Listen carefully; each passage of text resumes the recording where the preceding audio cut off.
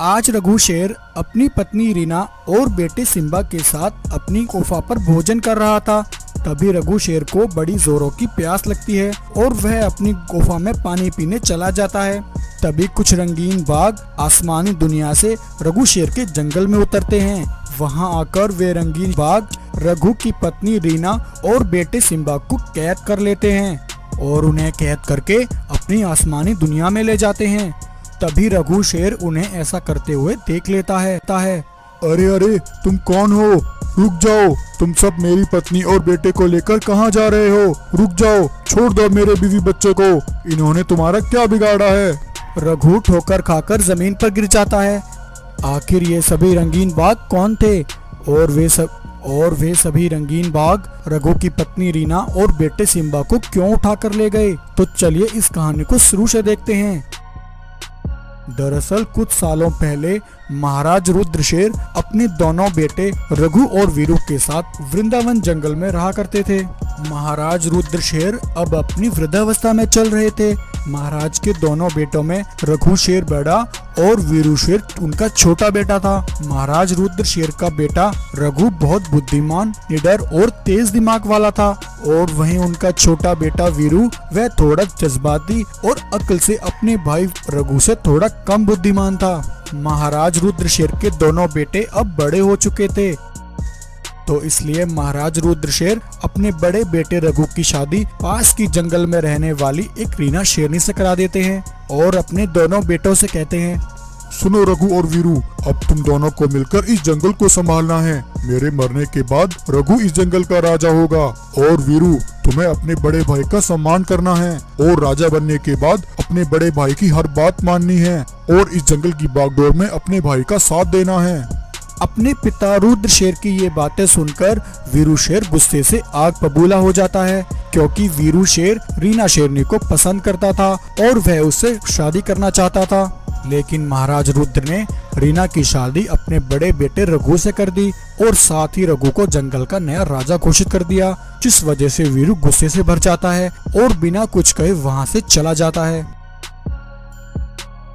अब कुछ दिनों बाद ही महाराज रुद्रशेर का निधन हो जाता है और उधर अब वीरू शेर अंदर ही अंदर अपने बड़े भाई रघु से जलने लगता है। मैं ऐसा नहीं होने दूंगा, मेरे होते हुए रघु कभी इस जंगल का राजा नहीं बन सकता। क्या हुआ अगर पिताजी ने मुझे इस जंगल का राजा नहीं बनाया? मैं खुद इस रघु को अपने रास्ते से हटाकर इस जंगल का राजा बनूंगा। ऐसा कहते हुए वीरू अपने भाई रघु के लिए नफरत करने लगता है और अंदर ही अंदर रघु को नुकसान पहुंचाने की सोचता है। ऐसे ही एक बार वीरू शाम के समय अपने जंगल में घूम रहा था कि तभी एक रंगीन बाघ वहां से गुजरता है और एक विशाल पेड़ के पास आकर रुककर उस पेड़ के पास लगे एक जादुई दरवाजे के अंदर जाता है और गायब हो जाता है। उसे यह सब करते वीरू शेर देख लेता है और वीरू भी उस रंगीन बाघ का पीछा करते हुए उस जादुई दरवाजे के अंदर चला जाता है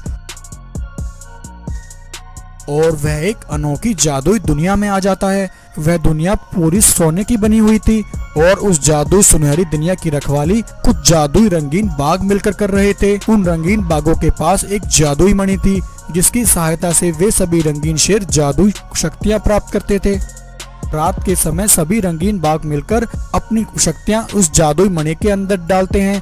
तभी उन्हें ऐसा करते हुए वीरू शेर देख लेता है और आधी रात चुपके से आकर वह उस जादुई मणि को उठाकर वहां से भाग जाता है और अपने जंगल में आ जाता है। अब आएगा मजा, अब मैं ये मणि ले जाकर रघु की गुफा में छिपा दूंगा। जब उन रंगीन बाघों को पता लगेगा कि उनकी मणि रघु के पास है तो वे सभी मिलकर रघु को बर्बाद कर देंगे और मेरे रास्ते का सबसे बड़ा कांटा साफ हो जाएगा और यह जंगल मेरा हो जाएगा। तब वीरू शेर रात में चुपके से जाकर वह जादुई मणि रघु की गुफा में छिपा देता है। इस तरह रघु का छोटा भाई वीरू उस जादुई मणि को रघु की गुफा में छिपाकर उसे उन रंगीन बाघों का दुश्मन बना देता है और रघु को एक बड़ी मुसीबत में डाल देता है। अब रघु अपनी पत्नी और बेटे को लेकर परेशान हो रहा था कि तभी वहां एक विशाल बड़ा रंगीन चीता आसमान से उतरता है और रघु से कहता है, रघु शेर, मुझे तुम्हारी परेशानी का कारण पता है। हाँ चीता भाई, बताओ मुझे, आखिर मैंने ऐसा कौन सा पाप किया है जिसके कारण मेरी पत्नी और बेटे का जीवन खतरे में है। रघु शेर, ये सब जो हो रहा है, इस सब के पीछे तुम्हारे अपने सगे भाई वीरू का हाथ है।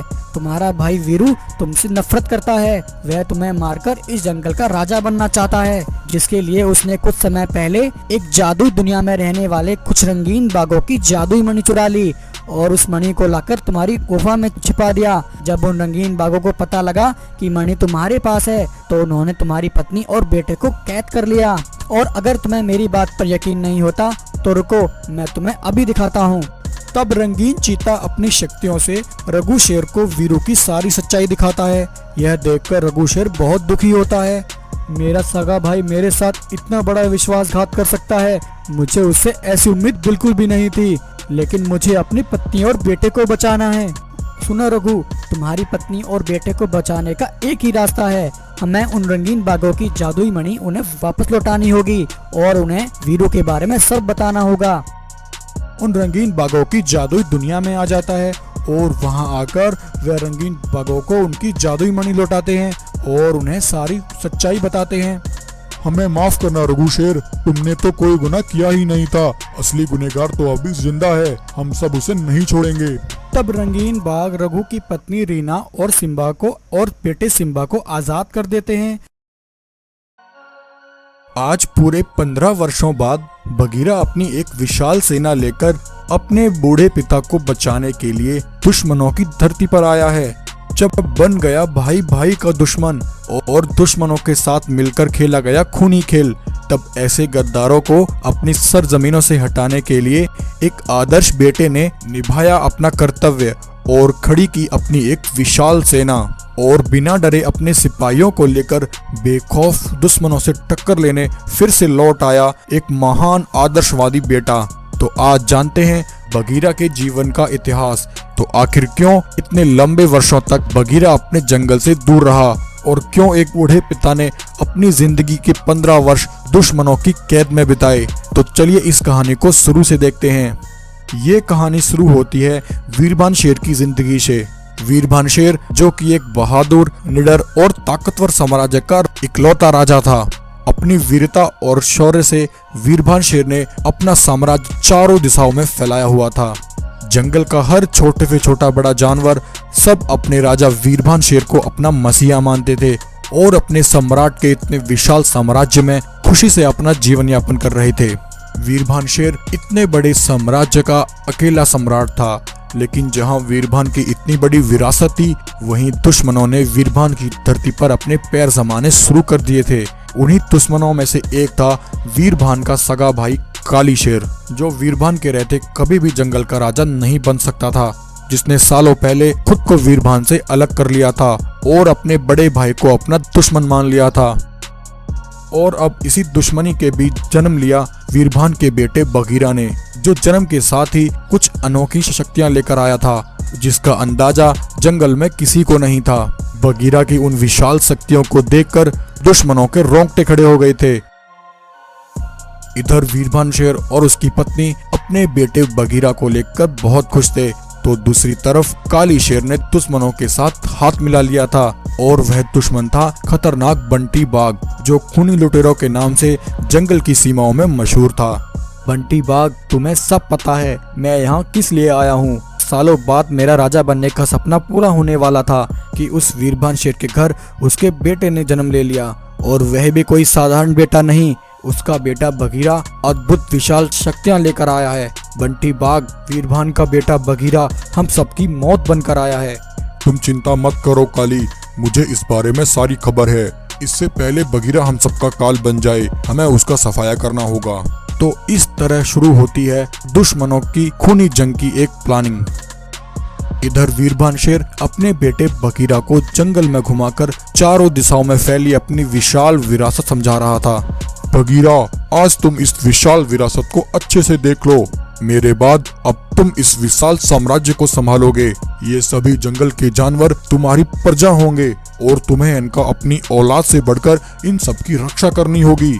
वीरभान शेर अपने बेटे बगीरा को समझाते हुए अपनी गुफा की तरफ वापस लौट रहा था कि तभी बंटी बाग के कुछ सिपाही वहां आते हैं और वीरभान शेर और बगीरा को चारों तरफ से घेर लेते हैं। तभी बंटी बाग के 2 सिपाही पीछे से आकर वीरभान शेर पर हमला करके उसे वहीं बेहोश कर देते हैं। हा हा हा हा हा हा। अरे चूजे, मैंने सुना है तेरे पास अद्भुत शक्तियां हैं। मुझे वो तेरी शक्तियां देखनी है। जरा अपनी शक्तियों का मुझे कुछ प्रदर्शन दिखा। हट जाओ, दूर रहो, तुम सब दूर रहो मेरे पिता से, वरना मैं तुम सबको जान से मार दूंगा। हा हा हा हा हा।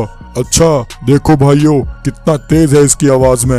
हा हा हा हा हा हा हा। बंटी और उसके सभी सिपाही बगीरा पर हंसने लग जाते हैं। तभी वीरभान शेर को होश आ जाता है।